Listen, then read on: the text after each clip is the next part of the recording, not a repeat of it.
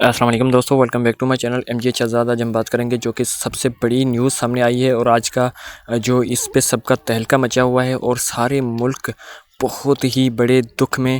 اور یہ دکھ والی خبر یہ ہے کہ ایرانی صدر ابراہیم رئیسی مشرقی آذربائیجان صوبے میں ہیلی کاپٹر کے حادثے میں وزیر خارجہ حسین امیر عبداللہیان اور دیگر حکام کے ہمراہ جان بحق ہو گئے ہیں۔ اس واقعے کے بارے میں کچھ اہم تفصیلات ہیں جو کہ آپ کے ساتھ شیئر کریں گے۔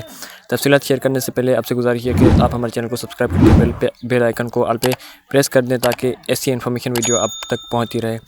حادثے کے مقام ہیلی کاپٹر ملک کے مشرقی آذربائیجان صوبے کے ایک پہاڑی اور جنگلاتی علاقے میں خراب موسم میں گر کر تباہ ہو گیا ہے۔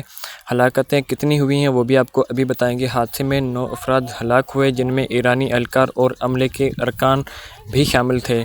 عبوری صدر پہلے نائب صدر محمد مخبر کو ایران کے عبوری صدر نامزد کیا گیا۔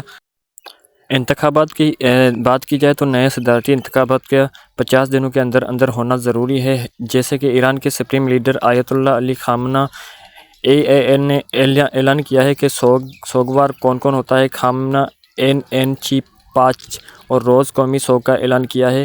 5 دنوں تک سارے جو ممالک اس نے اپنے طریقے سے سوگ کا اعلان کر دیا۔ رد عمل کیا ہوگا؟ عالمی رہنماؤں نے ایرانی صدر ابراہیم رئیسی کے انتقال پر تعزیت کا بھی اظہار کیا ہے۔